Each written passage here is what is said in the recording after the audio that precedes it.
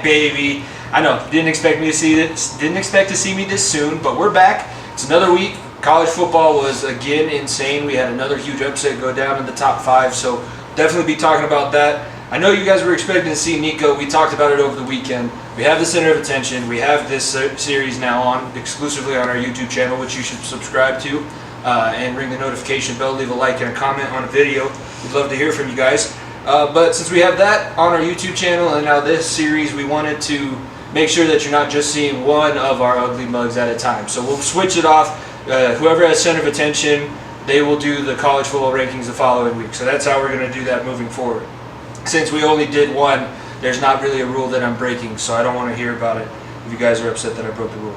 Also, follow us on TikTok at FEOTBpod. I post each single minute clip that I talk about my rankings on there, so if you want to follow us on TikTok, you can get some extra content that way at FEOTBpod. Before we get into our first 3 out, if you are a fan of sports betting, be sure to create your MyBookie account today at mybookie.ag and use our promo code BENCH, B-E-N-C-H, and you'll double your first deposit up to $1,000. Now until October 29th, they're running a special plus 100 odds for a point to be scored in the Nuggets and Mavericks game on October 29th. It's easy money. Somebody's going to score. No NBA game in history has ended in a 0-0 tie. I promise you that. Somebody's going to score. Get in. Use promo code BENCH when you sign up at mybookie.ag, and let's get in on some winning. Now, let's get to our first 3 out. First 3 out this week, some familiar names. We'll start going lowest to highest. I'm going to start with my 13th team in the country. That is your Iowa Hawkeyes, formerly known as the number 2 team in the country. That was a fun week, right? It was fun while it lasted. It's like a spring vacation trip to Cabo. The only thing you came back with was a bunch of crabs. You were number 2 for 1 week. Congratulations. Now you're going to be completely out. The worst part about that was you had the keys to the West, to the Big Ten West. Nobody else you were going to play, and everybody else on the East has to play each other. You guys were guaranteed lock in the Big Ten Championship. You still might make it, but now it's not worth anything because of that terrible, terrible loss at home to Purdue. 12th team, I have Oregon. They're still sitting around there. I think they're looking good. That big win in Ohio State helps them. It was a terrible loss, but maybe they'll be able to make up for it, and the committee will take into account the later games more. But for now, they're sitting at my number 12. Then Kentucky, 6-1, big loss to Georgia, tough loss. I said last week I was probably just putting them here for the make sure that we capture this moment. It was a snapshot. It was a Kodak moment. We got it. Wildcats are still a good team. I think that they'll still be able to compete. Not going to be in the SEC championship game. They'll be in a bowl game, and that program is going in the right direction. It's weird to say, but Kentucky might be a football school in the near future.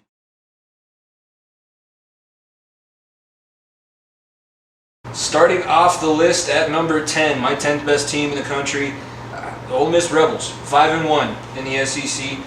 Obviously, the loss to Alabama, but they bounced back the last 2 weeks, beating Arkansas 52-51 and then beating Tennessee. And now they got a game coming up at home against LSU.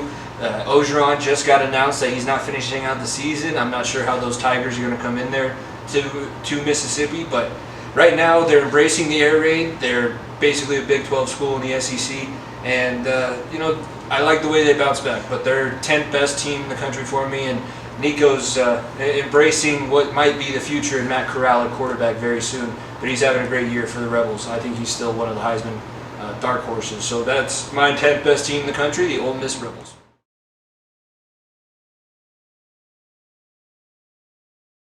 Number 9, Michigan. Number 9. We had a bye week. I'm not going to move you up just because somebody else lost in front of you. I want to see you prove it, so this is a big game. They have Northwestern this week. Next weekend, they go and play Michigan State on the road. That's when we start seeing what I call the Big Ten serpent eating its tail. That's where they're going to start pounding each other out, pause, and we'll see who's able to come out on top. But Michigan right now, undefeated, only trailed in 1 game. That was to Nebraska. Jim Harbaugh's got the guys rolling.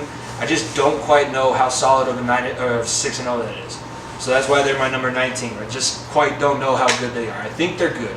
They've played well, but they've also played some really bad teams. They haven't had a signature win. If they beat Michigan State, especially on the road, that's their signature win. It'd make up for that punt play that Sean McDermott's voice cracked. I think one of the most iconic calls in college football history, and the Michigan Wolverines might get on the radar then. But for now, they're hanging around the bottom of my top 10 at number 9.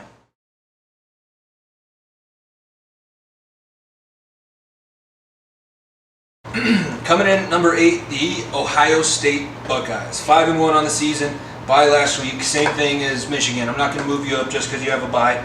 They go to Indiana to go play the Hoosiers and Tom Herman, so they'll be fired up. I think Indiana wants to give Ohio State back for one last year. Are they good enough to? Probably not. C.J. Stroud's starting to play really well after he came back from injury. Ryan Day seems to have cleared out some of the cancers that were apparently in the culture after that linebacker just decided to quit on the sideline. So the Buckeyes look like they're going in the right direction. They're continuing to hang themselves around. It's difficult for me if it comes down to Ohio State as a one-loss Big Ten champion and Oregon as a one-loss Pac-12 champion. I would put Oregon in front of Ohio State because of that loss that they had earlier in the season. But we still got to get through the rest of this gauntlet of a schedule. Ohio State's still going to play Michigan, Michigan State, Penn State. So they got 3 tough games left on the schedule. And plus now Purdue looks like there's something to deal with because they're in the top 25. The Buckeyes hanging around number 8 in this week's FEOTB Top 10.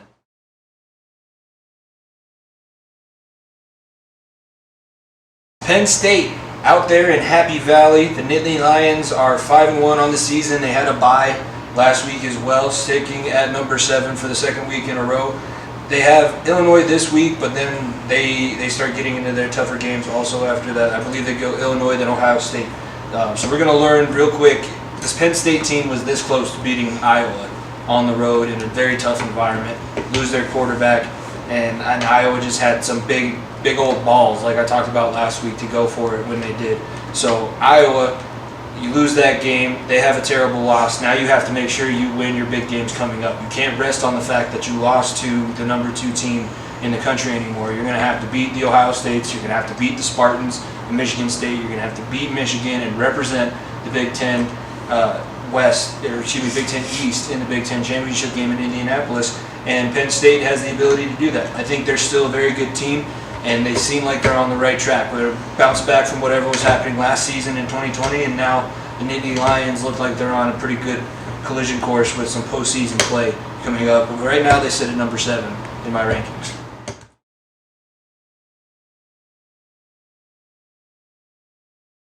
Team I am most excited about because they won me a lot of money this weekend. The Oklahoma State Cowboys remain undefeated, beat Texas 32-24, and they have their next game coming up this weekend is Iowa State on the road. Difficult matchup, but let's talk about this game at Texas first. They come out, Texas is fired up. Texas wants to revenge their loss in the Red River Shootout. They don't like the fact that they were not able to get the job done. They come in hot. They score really quickly. Oklahoma State doesn't panic.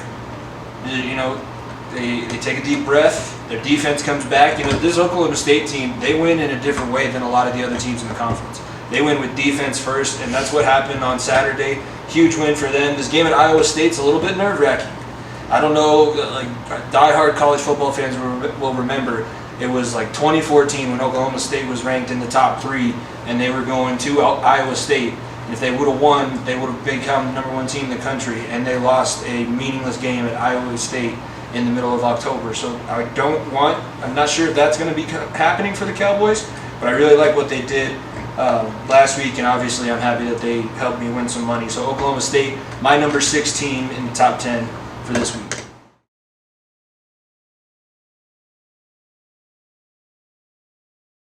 Alabama moves up slightly. 6-5 this week. Crimson Tide are 6-1. They beat the shit out of Mississippi State. Poor Mississippi State. They always seem to play Alabama after some weird loss, and then the Bulldogs. It was 2 years ago. They hurt Tua. That's when he dislocated his hip. But they always seem to catch Alabama just at the wrong time, and that's exactly what happened on Saturday. 49-9. The Tide wanted to prove a point, and they did. They have their game at Tennessee. Against Tennessee. They're hosting Tennessee this weekend, and the Volunteers are scrappy. I don't think that they're going to have much issue with them, but you can never say never. Anything can happen on any given Saturday. Bryce Young is in good mid-season for him. He looks like he's improving down the stretch. Coaching was really the big thing against Texas A&M. We didn't even talk about that. There's a lot of bad play calls inside the 5. And you have a guy as talented as Bryce Young, and you called no rub routes and like 3 quick outs, and they're all covered up. It wasn't a good coaching performance 2 weeks ago, just as much as a bad player performance. So everything, the Tide needed a little bit of a reminder. They righted themselves. Got to win out, just like Penn State. You got to win the rest of your games, and you'll be in the playoff. But if they win out, I think they have a really good chance. And now, 2-loss Alabama team doesn't sit well with me. But honestly, you know what? We can't even deny it anymore. There's some bias towards the SEC. They will probably get in with 2 losses still. But hey, that Iron Bowl is going to be fun.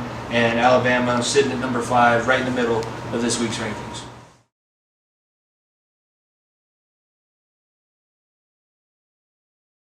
Sparty, your return to the college football playoff. First time since 2015, and it's impressive. Mel Tucker, we hate you. CU Boulder hates you. Why couldn't you have done this when you were here? But he's got the Michigan State Spartans at 7-0, and they have, they look like they could be for real. They continue to prove it every single week. Beat Indiana 20-15 last weekend. They'll have Michigan the following week. They're on a bye this week, so they will play Michigan the next time that they hit the field. And this is, they win up front. They win in the front 7. Michigan State beats you up. Mel Tucker is not afraid to bully you, and their defense has been rock solid. But their running backs run about as hard as anybody I've seen in the country. It's like 3 pissed off pit bulls in the backfield. Anybody that they put back there is just taking the rock and doing everything that they can to move it forward. It's going to be interesting. I can't wait to see how this gauntlet shakes out. I'm not going to make any predictions right now. We'll probably save that for the actual podcast. But the Michigan State Spartans are undefeated in a very, very good year in the Big Ten, and I'm interested to see what they can do. But right now, Sparty sits at number 4.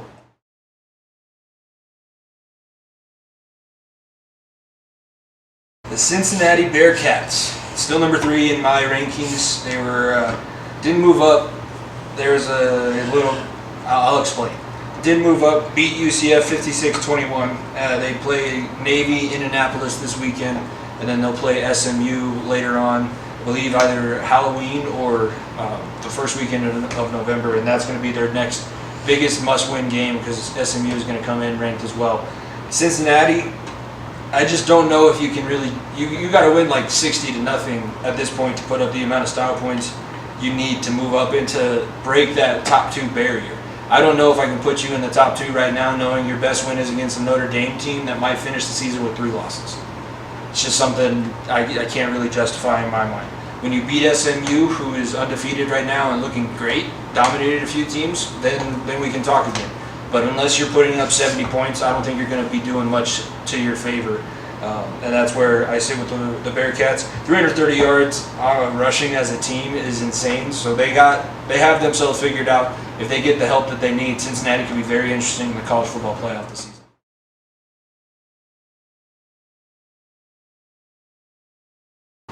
Back at the top, Oklahoma Sooners, number 2 team according to the FEOTB top 10 rankings, 7-0. And it's looked different behind Caleb Williams. Ever since that switch was made at quarterback, Lincoln Riley, you genius, you beautiful genius. I don't even know. You find quarterbacks that can just come in and play. And Caleb Williams is a true freshman, and that dude can ball. He's the closest that they've had to Kyler Murray since Kyler Murray was there. I don't know if he's quite as quick, maybe not as good of a passer, maybe he's just as good. Who knows? We've only seen him play in 2 games. They had a huge win against TCU, 52-31. And they got Kansas in Kansas this weekend. Their next toughest game, I don't see them really struggling until they hit Oklahoma State in Bedlam. And Oklahoma has really dominated that rivalry series. They dominate the entire series. Like Oklahoma State can barely call out a rivalry in football. When it comes to wrestling, it's a different story. But for now, Oklahoma, it's their conference to lose. I don't know if they're going to struggle too much. They might have a hiccup. Maybe they don't play as well and don't win by as much. But Oklahoma looks solid, and Caleb Williams really calmed that team down. So I'm on the Sooners, number 2 team in the country this week.